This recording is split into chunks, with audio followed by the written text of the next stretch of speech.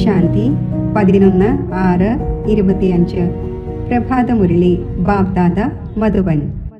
ബാബ പറയുന്നു, മധുരമായ കുട്ടികളെ, ഇപ്പോൾ നിങ്ങൾക്ക് പരിധിയില്ലാത്ത പവിത്രത ധാരണ ചെയ്യേണ്ടതുണ്ട്. പരിധിയില്ലാത്ത പവിത്രത എന്നാൽ ഒരു ബാബയല്ലാതെ മറ്റാരുടെയും ഓർമ്മ വരരുത്.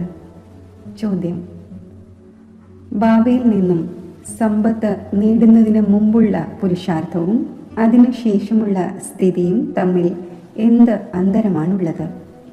ഉത്തരം: നിങ്ങൾ ബാബയിൽ നിന്നും സമ്പത്ത് നേടുമ്പോൾ ദേഹത്തിൻ്റെ എല്ലാ ബന്ധങ്ങളും ഉപേക്ഷിച്ച് ഒരു ബാബയെ ഓർമ്മിക്കുന്നതിൻ്റെ പുരുഷാർത്ഥം ചെയ്യുന്നു. സമ്പത്ത് ലഭിക്കുമ്പോൾ ബാബയെ തന്നെ മറന്നുപോകുന്നു. ഇപ്പോൾ സമ്പത്ത് നേടേണ്ടതുണ്ട്. അതിനാൽ ആരുമായും പുതിയ ബന്ധം യോജിപ്പിക്കരുത്. ഇല്ലെങ്കിൽ മറക്കുന്നതിന് വിഷമമുണ്ടാകും. സർവ്വതും മറന്ന് ഒന്നിനെ ഓർമ്മിക്കൂ, അപ്പോൾ സമ്പത്ത് ലഭിക്കും. ഗീതം: ഈ സമയം പോയിക്കൊണ്ടിരിക്കുന്നു. ഓം ശാന്തി. മധുരമധുരമായ ആത്മീയ കുട്ടികൾക്ക് ബാബ മനസ്സിലാക്കിച്ചു തരുന്നു. ജ്ഞാനിയെന്നും അജ്ഞാനിയെന്നും ആരെയെല്ലാമാണ് പറയുന്നത്? ഇത് ബ്രാഹ്മണരായ നിങ്ങൾ മാത്രമാണ് അറിയുന്നത്. ജ്ഞാനം പഠനമാണ്. അതിലൂടെ നമ്മൾ ആത്മാവാണ്, അത് പരംപിത പരമാത്മാവാണ് എന്ന് നിങ്ങൾ അറിഞ്ഞു കഴിഞ്ഞു. നിങ്ങൾ അവിടെ നിന്നും മധുബനിലേക്ക് വരുമ്പോൾ ആദ്യം തീർച്ചയായും സ്വയം ആത്മാവാണ് എന്ന് മനസ്സിലാക്കുന്നു. നമ്മൾ നമ്മുടെ അച്ഛൻ്റെ അടുക്കിലേക്ക് പോകുന്നു. ബാബ എന്ന് ശിവ് ബാബയാണ് പറയുന്നത്. ശിവ് ബാബ പ്രജാപിത ബ്രഹ്മാവിൻ്റെ ശരീരത്തിലാണ്, അതും ബാബയായി. നിങ്ങൾ വീട്ടിൽ നിന്നും പുറപ്പെടുമ്പോൾ മനസ്സിലാക്കുന്നു, നമ്മൾ ബാബ് ദാദയുടെ അടുക്കൽ പോകുന്നു. നിങ്ങൾ കത്തിലും എഴുതുന്നത് ബാബ് ദാദ, ശിവ് ബാബ, ബ്രഹ്മദാദ എന്നാണ്. നമ്മൾ ബാബയുടെ അടുക്കൽ പോകുന്നു. ബാബ കൽപ്പം തോറും നമ്മളുമായി കൂടിക്കാഴ്ച നടത്തുന്നു. ബാബ നമ്മളെ പരിധിയില്ലാത്ത രീതിയിൽ പവിത്രമാക്കി നമുക്ക് പരിധിയില്ലാത്ത സമ്പത്ത് നൽകുന്നു. പവിത്രതയിൽ പരിധിയുള്ളതും പരിധിയില്ലാത്തതുമുണ്ട്. നിങ്ങൾ പുരുഷാർത്ഥം ചെയ്യുന്നത് പരിധിയില്ലാത്ത പവിത്രവും സദോ പ്രധാനമാകുന്നതിനും വേണ്ടിയാണ്. നമ്പർ വൈസ് തന്നെയാണ്. പരിധിയില്ലാത്ത പവിത്രത എന്നാൽ ഒരു പരിധിയില്ലാത്ത ബാബയല്ലാതെ മറ്റാരുടെയും ഓർമ്മ വരരുത്. ആ ബാബ വളരെ മധുരമാണ്, ഉയർന്നതിലും ഉയർന്ന ഭഗവാനാണ്, പരിധിയില്ലാത്ത പിതാവാണ്, സർവരുടെയും പിതാവാണ്. നിങ്ങൾ കുട്ടികളാണ് തിരിച്ചറിഞ്ഞത്. പരിധിയില്ലാത്ത ബാബ സദാ ഭാരതത്തിലാണ് വരുന്നത്. വന്ന് പരിധിയില്ലാത്ത സന്യാസം ചെയ്യിക്കുന്നു. സന്യാസവും മുഖ്യമാണല്ലോ. അതിനെ വൈരാഗ്യം എന്ന് പറയുന്നു. ബാബ പഴയതും മോശവുമായ മുഴുവൻ ലോകത്തോടും വൈരാഗ്യം വരുത്തുന്നു. കുട്ടികളെ, ഇതുമായുള്ള ബുദ്ധിയുടെ യോഗം വേർപെടുത്തൂ. ഇതിൻ്റെ പേര് തന്നെ നരകം, ദുഃഖധാമം എന്നാണ്. സ്വയവും പറഞ്ഞുകൊണ്ടിരിക്കുന്നു, ആരെങ്കിലും മരിക്കുന്നുവെങ്കിൽ സ്വർഗവാസിയായി എന്ന് പറയുന്നു.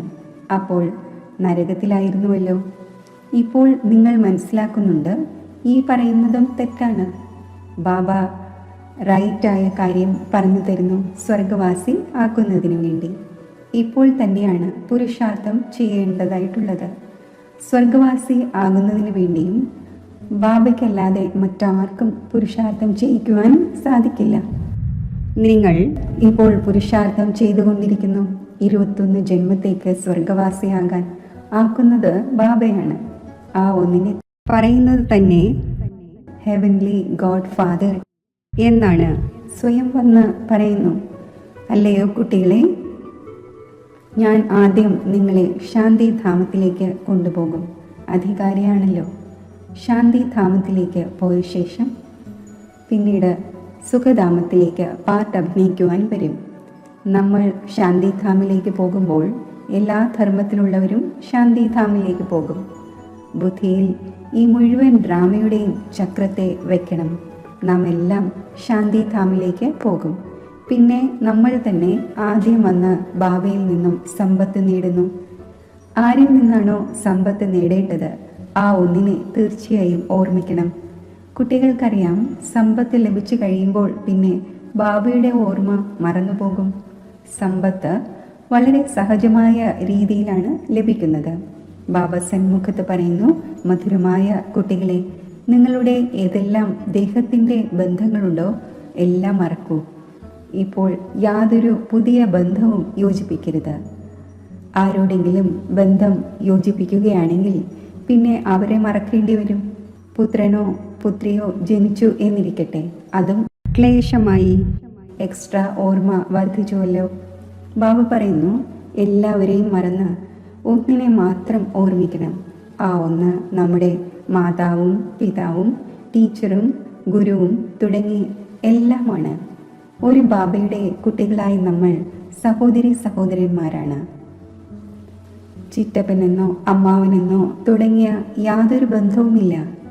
ഈ ഒരേ ഒരു സമയത്താണ് സഹോദരി സഹോദര ബന്ധം മാത്രം നിലനിൽക്കുന്നത്. ബ്രഹ്മാവിൻ്റെ കുട്ടികൾ ശിവ് ബാബയുടെ കുട്ടികളുമാണ്. അപ്പോൾ പൗത്ര പൗത്രിമാരുമാണ്. ഇത് ഉറച്ച രീതിയിൽ ബുദ്ധിയിൽ ഓർമ്മ വരുന്നുവല്ലോ. നമ്പർ 1 പുരുഷാർത്ഥം അനുസരിച്ചാണ്. കുട്ടികളായ നിങ്ങൾ നടക്കുമ്പോഴും സഞ്ചരിക്കുമ്പോഴും സ്വദർശന ചക്രധാരി ആകുന്നു. കുട്ടികളായ നിങ്ങൾ ഈ സമയം ചൈതന്യ ലൈറ്റ് ഹൗസ് ആണ്. നിങ്ങളുടെ ഒരു കണ്ണിൽ മുക്തിധാമവും മറുകണ്ണിൽ ജീവൻ മുക്തിധാമവും ആണ്. ആ ലൈറ്റ് ഹൗസ് ജഡമാണ്, നിങ്ങൾ ചൈതന്യമാണ്. നിങ്ങൾക്ക് ജ്ഞാനത്തിൻ്റെ നേത്രം ലഭിച്ചിരിക്കുന്നു.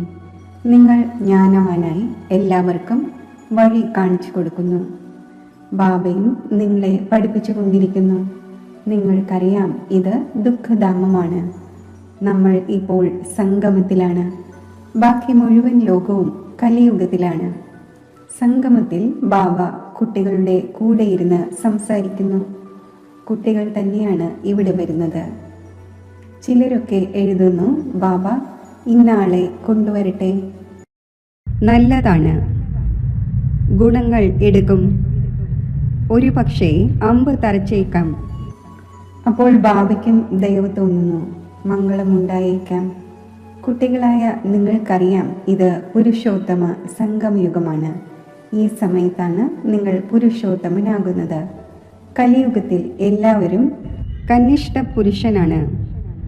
അവർ ഉത്തമ പുരുഷനായ ലക്ഷ്മി നാരായണന്മാരെ നമിക്കുന്നു. സത്യയുഗത്തിൽ ആരും ആരെയും നമിക്കുന്നില്ല. ഇവിടെയുള്ള ഈ കാര്യങ്ങൾ അവിടെ ഉണ്ടായിരിക്കുന്നില്ല. ഇതും ബാബ മനസ്സിലാക്കിച്ചു തരുന്നു. നല്ല രീതിയിൽ ബാബയുടെ ഓർമ്മയിലിരുന്ന് സേവനം ചെയ്യുമെങ്കിൽ മുന്നോട്ട് പോകവേ നിങ്ങൾക്ക് സാക്ഷാത്കാരങ്ങളും ഉണ്ടായിക്കൊണ്ടിരിക്കും. നിങ്ങൾ ആരുടെയും ഭക്തിയോ മറ്റോ ചെയ്യുന്നില്ല. നിങ്ങളെ ബാബ പഠിപ്പിക്കുകയാണ് ചെയ്യുന്നത്. വീട്ടിലിരിക്കവേ സ്വതവേ സാക്ഷാത്കാരവും മറ്റും ഉണ്ടായിക്കൊണ്ടിരിക്കുന്നു. വളരെ പേർക്ക് ബ്രഹ്മാവിൻ്റെ സാക്ഷാത്കാരം ഉണ്ടാകുന്നു. ആ ഒന്നിൻ്റെ സാക്ഷാത്കാരത്തിന് വേണ്ടി ഏതെങ്കിലും പുരുഷാർത്ഥം ചെയ്യുന്നില്ല. പരിധിയില്ലാത്ത ബാബ ഈ ദേഹത്തിലൂടെ സാക്ഷാത്കാരം ചെയ്യിക്കുന്നു. ഭക്തി മാർഗത്തിൽ ആരിൽ എങ്ങനെയുള്ള ഭാവന വയ്ക്കുന്നുവോ അതിൻ്റെ സാക്ഷാത്കാരം ഉണ്ടാകുന്നു. ഇപ്പോൾ നിങ്ങളുടെ ഭാവന ഏറ്റവും ഉയർന്നതിലും ഉയർന്ന ബാബയിലാണ്. അപ്പോൾ പ്രയത്നം കൂടാതെ ബാബ സാക്ഷാത്കാരം ചെയ്യിക്കുന്നു. തുടക്കത്തിൽ എത്ര പേർ ധ്യാനത്തിൽ പോകുമായിരുന്നു? സ്വയമേ തന്നെ അന്യോന്യം ഇരുന്ന് ധ്യാനത്തിൽ പോകുമായിരുന്നു. ഏതെങ്കിലും ഭക്തി ചെയ്തില്ല. കുട്ടികൾ എപ്പോഴെങ്കിലും ഭക്തി ചെയ്യുന്നുണ്ടോ? ഒരു കളി നടന്നതുപോലെയായിരുന്നു. വരൂ, വൈകുണ്ഠത്തിലേക്ക് പോകാം. അന്യോന്യം നോക്കിക്കൊണ്ടിരിക്കവേ പോകുമായിരുന്നു. എന്തെല്ലാം പാസ്റ്റായോ അത് വീണ്ടും റിപ്പീറ്റാകും. നിങ്ങൾക്കറിയാം, നമ്മൾ തന്നെയാണ് ഈ ധർമ്മത്തിൽ ആയിരുന്നത്. സത്യയുഗത്തിൽ ഏറ്റവും ആദ്യം ഈ ധർമ്മമാണ്. ഇതിൽ വളരെയധികം സുഖമുണ്ട്. പിന്നെ പതുക്കെ പതുക്കെ കലകൾ കുറഞ്ഞു വരുന്നു. പുതിയ കെട്ടിടത്തിൽ ഉണ്ടായിരിക്കുന്ന സുഖം പഴയതിലില്ല. അല്പസമയത്തിനു ശേഷം ആ ആർഭാടങ്ങൾ കുറയുന്നു. സ്വർഗവും നരകവും തമ്മിൽ വളരെ വ്യത്യാസമുണ്ടല്ലോ. സ്വർഗമെവിടെ? ഈ നരകമെവിടെ? നിങ്ങൾ സന്തോഷത്തിലിരിക്കുന്നു. ഇതും അറിയുന്നു, ബാബയുടെ ഓർമ്മയും ഉറച്ച രീതിയിൽ നിലനിൽക്കും. നമ്മൾ ആത്മാവാണ്. ഇത് മറന്നു പോവുകയാണെങ്കിൽ പിന്നെ ദേഹാഭിമാനത്തിൽ വരുന്നു. ഇവിടെ ഇരിക്കുകയാണെങ്കിലും പരിശ്രമിച്ച് സ്വയം ആത്മാവാണ് എന്ന നിശ്ചയം വരുത്തൂ. അപ്പോൾ ബാബയുടെ ഓർമ്മയും ഉണ്ടായിരിക്കും. ദേഹത്തിൽ വരുന്നതിലൂടെ പിന്നെ ദേഹത്തിൻ്റെ എല്ലാ ബന്ധങ്ങളും ഓർമ്മ വരും. ഇതൊരു നിയമമാണ്. നിങ്ങൾ പാടുന്നുമുണ്ട്, എൻ്റേത് ഒന്നാണ്, രണ്ടാമതായി ആരുമില്ല. ബാബ നമ്മൾ ബലിയർപ്പണമാകും. ഇപ്പോൾ ആ സമയമാണ്. ഒന്നിനെ മാത്രം ഓർമ്മിക്കണം. കണ്ണുകൾ കൊണ്ട് ആരെ കാണുകയാണെങ്കിലും ചുറ്റി സഞ്ചരിക്കുകയാണെങ്കിലും ആത്മാവിന് ബാബയെ ഓർമ്മിക്കണം. ശരീര നിർവഹാർത്ഥം കർമ്മവും ചെയ്യണം. എന്നാൽ കൈകൾ കൊണ്ട് കാര്യങ്ങൾ ചെയ്യുമ്പോഴും മനസ്സ് ബാബയുടെ ഓർമ്മയിലിരിക്കട്ടെ. ആത്മാവിന് തൻ്റെ പ്രിയതമനെ തന്നെ ഓർമ്മിക്കേണ്ടതുണ്ട്. ആർക്കെങ്കിലും ഏതെങ്കിലും സഖിയോട് പ്രീതി ഉണ്ടാകുന്നുവെങ്കിൽ പിന്നെ അവരുടെ ഓർമ്മ നിലനിൽക്കുന്നു. പിന്നെ ആ ചരട് മുറിക്കുന്നതിൽ വളരെ പ്രയാസമുണ്ടാകും. ബാബ ഇതെന്താണ് എന്ന് ചോദിക്കുന്നു. നിങ്ങൾ നാമരൂപത്തിൽ എന്തുകൊണ്ട് കുടുങ്ങുന്നു? ഒന്നാമത് നിങ്ങൾ ദേഹാഭിമാനിയാകുന്നു. രണ്ടാമത് പിന്നെ നിങ്ങൾക്ക് ഏതെങ്കിലും പാസ്റ്റിലെ കർമ്മക്കണക്കുണ്ട്, അത് ചതിക്കുന്നു. ബാബ പറയുന്നു, ഈ കണ്ണുകളിലൂടെ എന്തെല്ലാം കാണുന്നുവോ അതിലേക്ക് ബുദ്ധി പോകരുത്. നിങ്ങളുടെ ബുദ്ധിയിൽ ഇത് ഉണ്ടായിരിക്കട്ടെ. നമ്മളെ ശിവ് ബാബയാണ് പഠിപ്പിക്കുന്നത്. ഇവിടെ ഇരിക്കുമ്പോഴും ബാബയെ ഒരിക്കലും ഓർമ്മിക്കാത്ത ധാരാളം കുട്ടികളുണ്ട്. പലരും ഇവിടെ ഇരിക്കുകയാണെങ്കിലും ഓർമ്മയിൽ ഇരിക്കുവാൻ സാധിക്കുന്നില്ല. അതിനാൽ സ്വയം നോക്കണം, നമ്മൾ എത്രത്തോളം ശിവ് ബാബയെ ഓർമ്മിച്ചു. ഇല്ലെങ്കിൽ ചാർട്ടിൽ കേടുപാട് ഉണ്ടാകും. ഭഗവാൻ പറയുന്നു, മധുരമായ കുട്ടികളെ, എന്നെ ഓർമ്മിക്കൂ. തൻ്റെ അടുക്കൽ നോട്ട് ചെയ്യൂ. എപ്പോൾ ആഗ്രഹിക്കുന്നുവോ ഓർമ്മയിലിരിക്കൂ. ഭക്ഷണം കഴിച്ച് 10-15 മിനിറ്റ് ചുറ്റി സഞ്ചരിച്ച ശേഷം ഓർമ്മയിൽ വന്നിരിക്കൂ. കാരണം ഇവിടെ ഏതെങ്കിലും തൊഴിലിൻ്റെ കാര്യങ്ങൾ ഉണ്ടായിരിക്കുന്നില്ല. എങ്കിലും ഏതെല്ലാം ജോലി കാര്യങ്ങൾ ഉപേക്ഷിച്ച് വന്നിരിക്കുകയാണോ അത് ചിലരുടെയൊക്കെ ബുദ്ധിയിൽ വന്നുകൊണ്ടിരിക്കുന്നു. വളരെ ഉന്നതമായ ലക്ഷ്യമാണ്. അതിനാലാണ് തൻ്റെ പരിശോധന നടത്തൂ എന്ന് ബാബ പറയുന്നത്. ഇത് നിങ്ങളുടെ മോസ്റ്റ് വാല്യുബിൾ ടൈമാണ്. ഭക്തി മാർഗത്തിൽ നിങ്ങൾ എത്ര ടൈം വേസ്റ്റ് ചെയ്തു? ദിനം പ്രതിദിനം വീണുകൊണ്ടാണ് ഇരിക്കുന്നത്. ശ്രീകൃഷ്ണൻ്റെ സാക്ഷാത്കാരം ഉണ്ടാകുമ്പോൾ വളരെ സന്തോഷമുണ്ടാകുന്നു. യാതൊന്നും ലഭിക്കുന്നില്ല. ബാബയുടെ സമ്പത്താണെങ്കിലോ ഒരിക്കൽ മാത്രമാണ് ലഭിക്കുന്നത്. ഇപ്പോൾ ബാബ പറയുന്നു, എൻ്റെ ഓർമ്മയിലിരിക്കൂ. എങ്കിൽ നിങ്ങളുടെ ജന്മജന്മാന്തരത്തെ പാപം ഇല്ലാതാകും. ആരാണോ ഓർമ്മയിലിരുന്ന് തൻ്റെ വികർമ്മങ്ങളെ വിനാശം ചെയ്ത് കർമാതീത അവസ്ഥ നേടുന്നത്, ആ കുട്ടികൾക്കാണ് സ്വർഗത്തിൻ്റെ പാസ്പോർട്ട് ലഭിക്കുന്നത്. ഇല്ലെങ്കിൽ വളരെയധികം ശിക്ഷ അനുഭവിക്കേണ്ടി വരും. ബാബ ഇനിയും നിർദ്ദേശം നൽകുന്നു. തൻ്റെ കിരീടത്തിൻ്റെയും സിംഹാസനത്തിൻ്റെയും ഫോട്ടോ തൻ്റെ പോക്കറ്റിൽ വയ്ക്കൂ. അപ്പോൾ ഓർമ്മ നിലനിൽക്കും. ഇതിലൂടെ നമ്മൾ ഇതായി മാറുന്നു എന്ന്. എത്രത്തോളം കാണുന്നുവോ അത്രയും ഓർമ്മിക്കും. പിന്നെ അതിൽ തന്നെ മോഹമുണ്ടാകും. നമ്മൾ ഇത് ആയിക്കൊണ്ടിരിക്കുന്നു. നരനിൽ നിന്നും നാരായണൻ. ചിത്രം കാണുമ്പോൾ സന്തോഷമുണ്ടാകും. ശിവ് ബാബയുടെ ഓർമ്മ വരും. ഇതെല്ലാം പുരുഷാർത്ഥത്തിനുള്ള യുക്തികളാണ്. ആരോടും നിങ്ങൾ ചോദിക്കൂ, സത്യനാരായണൻ്റെ കഥ കേൾക്കുന്നതിലൂടെ എന്താണ് ഉണ്ടാകുന്നത്? നമ്മുടെ ബാബ നമുക്ക് സത്യനാരായണൻ്റെ കഥ കേൾപ്പിച്ചുകൊണ്ടിരിക്കുന്നു. എങ്ങനെ 84 ജന്മങ്ങൾ എടുത്തു എന്നതിനും കണക്ക് വേണമല്ലോ. എല്ലാവരും 84 ജന്മങ്ങൾ എടുക്കുന്നില്ല. ലോകത്തിലുള്ളവർക്ക് യാതൊന്നും അറിയില്ല. വെറുതെ മുഖത്തിലൂടെ പറയുക മാത്രം ചെയ്യുന്നു. ഇതിനെ തിയറിറ്റിക്കൽ എന്ന് പറയുന്നു. നിങ്ങളുടേത് പ്രാക്ടിക്കലാണ്. ഇപ്പോൾ എന്താണോ നടന്നുകൊണ്ടിരിക്കുന്നത് അതിൻ്റെ പുസ്തകവും മറ്റും ഭക്തി മാർഗത്തിൽ ഉണ്ടാകും. നിങ്ങൾ സുദർശന ചക്രധാരിയായി വിഷ്ണുപുരിയിൽ വരുന്നു. ഇത് പുതിയ കാര്യമാണ്. രാവണരാജ്യം അസത്യഖണ്ഡമാണ്. പിന്നെ സത്യഖണ്ഡമായ രാമരാജ്യം ഉണ്ടാകും. ചിത്രങ്ങളിൽ വളരെ സ്പഷ്ടമാണ്. ഇപ്പോൾ ഈ പഴയ ലോകത്തിൻ്റെ അന്തിമമാണ്. 5000 വർഷങ്ങൾക്ക് മുമ്പും വിനാശം സംഭവിച്ചിരുന്നു. ശാസ്ത്രജ്ഞന്മാർക്കും ഈ ചിന്ത വരുന്നു. നമ്മൾ ഇവയെല്ലാം ചെയ്തുകൊണ്ടിരിക്കുന്നതിൽ നമ്മളെ പ്രേരിപ്പിക്കുന്ന ആരോ ഉണ്ട് എന്ന്. നമ്മൾ ഇത് ചെയ്യുമെങ്കിൽ ഇതിലൂടെ എല്ലാം സമാപ്തമാകും എന്നും മനസ്സിലാക്കുന്നുണ്ട്. പക്ഷേ പരവശമാണ്. ഭയം പിടിപെട്ടിരിക്കുന്നു. വീട്ടിലിരിക്കവേ തന്നെ ഒരു ബോംബിടുകയാണെങ്കിൽ അത് എല്ലാം സമാപ്തമാക്കും എന്ന് മനസ്സിലാക്കുന്നുണ്ട്. എയ്റോപ്ലെയിൻ്റെയോ പെട്രോളിൻ്റെയോ മറ്റും ആവശ്യമുണ്ടായിരിക്കുകയില്ല. വിനാശം തീർച്ചയായും സംഭവിക്കുക തന്നെ വേണം. പുതിയ ലോകം സത്യയുഗമായിരുന്നു. ക്രൈസ്റ്റിന് 3000 വർഷം മുമ്പ് സ്വർഗമായിരുന്നു. വീണ്ടും ഇപ്പോൾ സ്വർഗത്തിൻ്റെ സ്ഥാപന നടന്നുകൊണ്ടിരിക്കുന്നു. മുന്നോട്ട് പോകവേ മനസ്സിലാക്കും. നിങ്ങൾക്കറിയാം, സ്ഥാപന തീർച്ചയായും സംഭവിക്കണം. ഇതിൽ അല്പം പോലും സംശയമില്ല.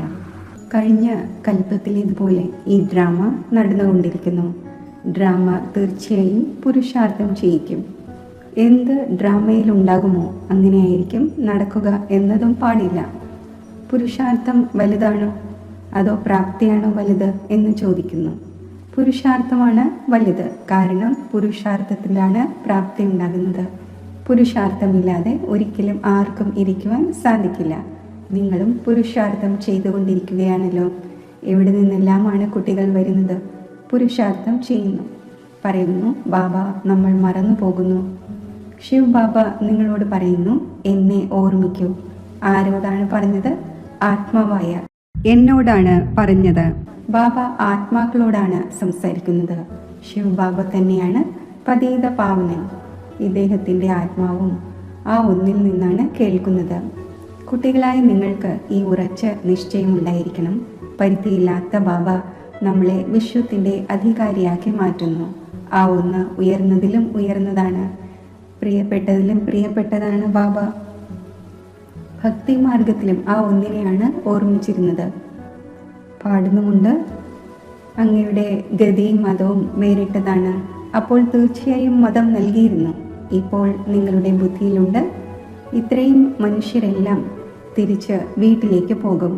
ചിന്തിക്കൂ, എത്ര ആത്മാക്കളാണുള്ളത്. എല്ലാത്തിൻ്റെയും വംശാവലിയുണ്ട്. എല്ലാ ആത്മാക്കളും പിന്നെ നമ്പർ വാർ പോയിരിക്കും. ക്ലാസ് ട്രാൻസ്ഫർ ആകുമ്പോൾ നമ്പർ അനുസരിച്ച് ഇരിക്കുമല്ലോ. നിങ്ങളും നമ്പർ വാരായി പോകുന്നു.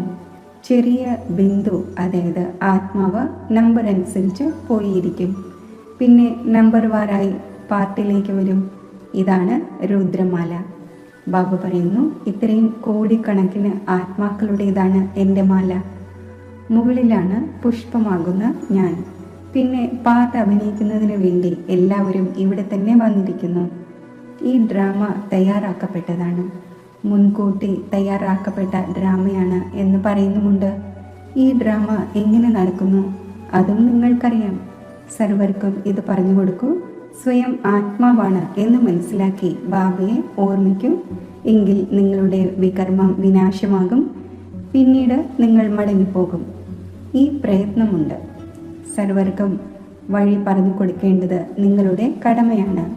നിങ്ങൾ ഏതെങ്കിലും ദേഹധാരിയിൽ കൊടുക്കുന്നില്ല. ബാബ പറയുന്നു, എന്നെ ഓർമ്മിക്കും, എങ്കിൽ പാപം ഭസ്മമാകും. ബാബ ഡയറക്ഷൻ നൽകുന്നു. അത് ചെയ്യേണ്ടി വരും.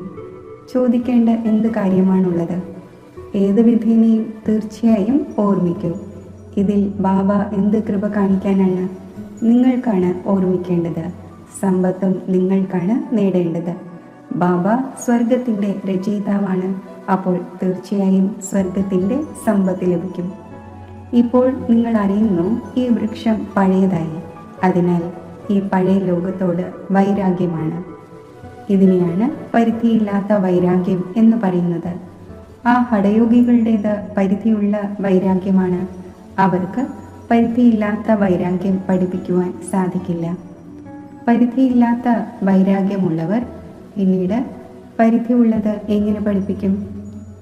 ഇപ്പോൾ ബാബു പറയുന്നു, സ്നേഹപൂർവ്വം തിരിച്ചു കിട്ടിയ കുട്ടികളെ, എന്ന് നിങ്ങളും പറയുന്നു. എത്ര സിഖിലതെ ബാബയാണ്.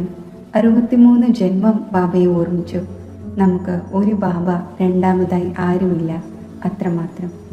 ശരി, മധുരമധുരമായ സിഖിലതെ കുട്ടികൾക്ക് മാതാവും പിതാവുമായ ബാബ്ദാദയുടെ സ്നേഹസ്മരണകൾ. Good morning. ആത്മീയ അച്ഛൻ്റെ ആത്മീയ കുട്ടികൾക്ക് നമസ്തേ. ധാരണയ്ക്കുള്ള മുഖ്യസാരം: സ്വർഗത്തിലേക്ക് പോകുന്നതിനുള്ള പാസ്പോർട്ട് നേടുന്നതിന് വേണ്ടി ബാബയുടെ ഓർമ്മയിലൂടെ തൻ്റെ വികർമ്മങ്ങളെ വിനാശമാക്കി കർമാതീത അവസ്ഥ ഉണ്ടാക്കണം. ശിക്ഷകളിൽ നിന്നും രക്ഷപ്പെടാനുള്ള പുരുഷാർത്ഥം ചെയ്യണം. ജ്ഞാനവാനായി സർവർക്കും വഴി പറഞ്ഞു കൊടുക്കണം. ചൈതന്യ ലൈറ്റ് ഹൗസ് ആകണം. ഒരു കണ്ണിൽ ശാന്തിധാമവും മറുകണ്ണിൽ സുഖധാമവും ഉണ്ടായിരിക്കട്ടെ. ഈ ദുഃഖധാമത്തെ മറക്കണം. വരദാനം: ഓരോ ആത്മാവിനെയും ഉയരങ്ങളിലേക്ക് ഉയർത്തുന്നതിൻ്റെ ഭാവനയിലൂടെ റിഗാർഡ് നൽകുന്ന ശുഭചിന്തകനായി ഭവിക്കട്ടെ. ഓരോ ആത്മാവിനെ പ്രതി ശ്രേഷ്ഠ ഭാവന, അതായത് ഉയരങ്ങളിൽ ഉയർത്തുന്നതിൻ്റെയും മുന്നോട്ട് കൊണ്ടുപോകുന്നതിൻ്റെയും ഭാവന വയ്ക്കുക എന്നാൽ ശുഭചിന്തകൻ ആവുക എന്നർത്ഥം. തൻ്റെ ശുഭവൃത്തിയിലൂടെ ശുഭചിന്തക സ്ഥിതിയിലൂടെ അന്യരുടെ അവഗുണത്തെയും പരിവർത്തനപ്പെടുത്തണം. ആരുടെയും ദൗർബല്യത്തെ അഥവാ അവഗുണത്തെ തൻ്റെ ദൗർബല്യമായി മനസ്സിലാക്കി വർണ്ണിക്കുന്നതിന് പകരം അഥവാ വ്യാപിപ്പിക്കുന്നതിന് പകരം ഉൾക്കൊള്ളുകയും പരിവർത്തനപ്പെടുത്തുകയും ചെയ്യുക. ഇതാണ് റിഗാർഡ്.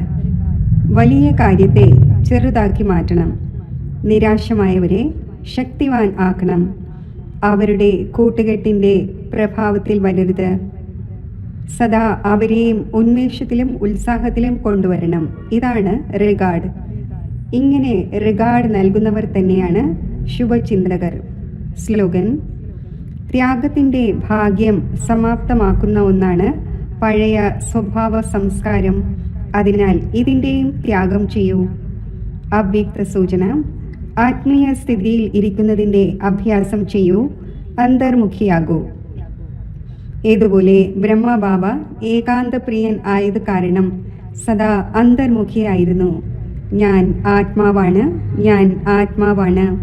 ഈ പാഠം ഉറപ്പിച്ചു. അത് കാരണം ആ ഒന്ന് സ്വയവും സദാ ശാന്തിയുടെയും സുഖത്തിൻ്റെയും സാഗരത്തിൽ അലിഞ്ഞിരുന്നു. അന്യ ആത്മാക്കൾക്കും തൻ്റെ ശുദ്ധ സങ്കല്പത്തിലൂടെയും വൈബ്രേഷനിലൂടെയും വൃത്തിയിലൂടെയും വാക്കിലൂടെയും സമ്പർക്കത്തിലൂടെയും ശാന്തിയുടെയും സുഖത്തിൻ്റെയും അനുഭൂതി നൽകിക്കൊണ്ടിരുന്നു. ഇതേപോലെ ഫാദറിനെ ഫോളോ ചെയ്യൂ. ഓം ശാന്തി.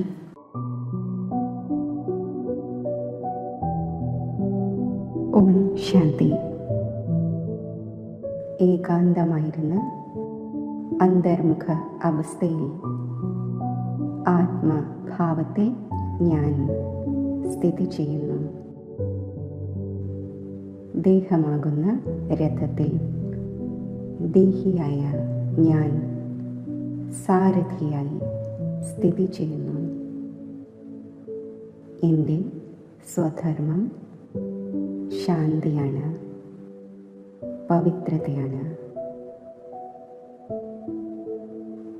ശാന്തിയുടെയും പവിത്രതയുടെയും ആത്മീയ തരംഗങ്ങൾ ആത്മസ്വരൂപത്തിൽ നിന്നും നാനാഭാഗത്തും വ്യാപിക്കുന്നു.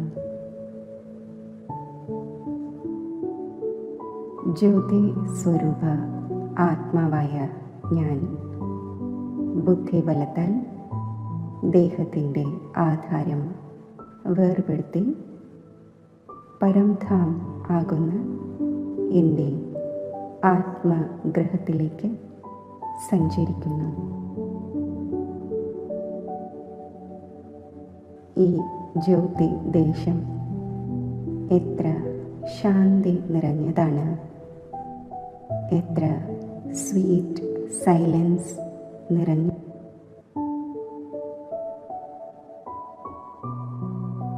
ഈ ദിവ്യലോകത്തിൽ ഞാൻ എൻ്റെ അനാദി സ്വരൂപത്തിൽ സ്ഥിതി ചെയ്യുന്നു. ഈ സ്ഥിതിയിൽ എൻ്റെ അനാദി ഗുണങ്ങൾ അനുഭവവേദ്യമാകുന്നു. ശാന്തിയുടെയും ശക്തിയുടെയും പവിത്രതയുടെയും ഗഹനത ഞാൻ അനുഭവിക്കുന്നു. ഈ ജ്യോതി ദേശത്തിലെ പരമജ്യോതിയായ പരമാത്മാവിൻ്റെ ദിവ്യ സ്വരൂപത്തിലേക്ക് ഞാൻ എൻ്റെ മനസ്സും ബുദ്ധിയും ഏകാഗ്രമാക്കുന്നു.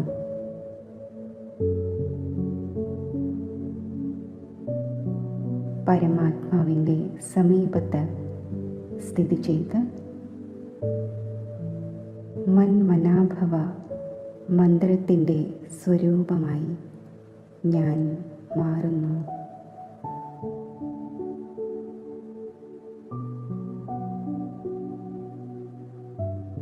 ഈ ശ്രേഷ്ഠ സംഘത്തിൽ മഗ്നമായി ഇരിക്കുമ്പോൾ ആത്മാവിൽ സൈലൻസിൻ്റെ ശക്തി ശേഖരിക്കപ്പെടുന്നു.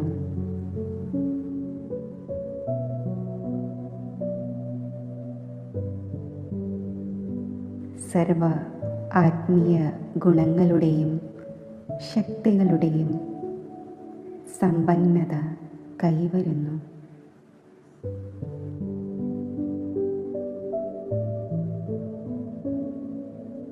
സംഗമയുഗത്തിൽ മാത്രം ലഭിക്കുന്ന ഈ പരമാത്മാ കൂടിക്കാഴ്ചയുടെ ശ്രേഷ്ഠ സൗഭാഗ്യം ഞാൻ ആസ്വദിക്കുന്നു.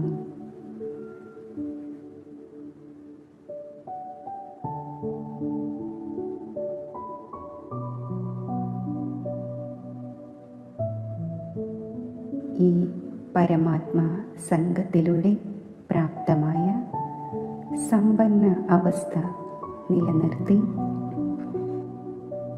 ഞാൻ ദേഹമാകുന്ന രഥത്തിൽ സാരഥിയായി യോഗയുക്ത അവസ്ഥയിൽ അവതരിക്കുന്നു.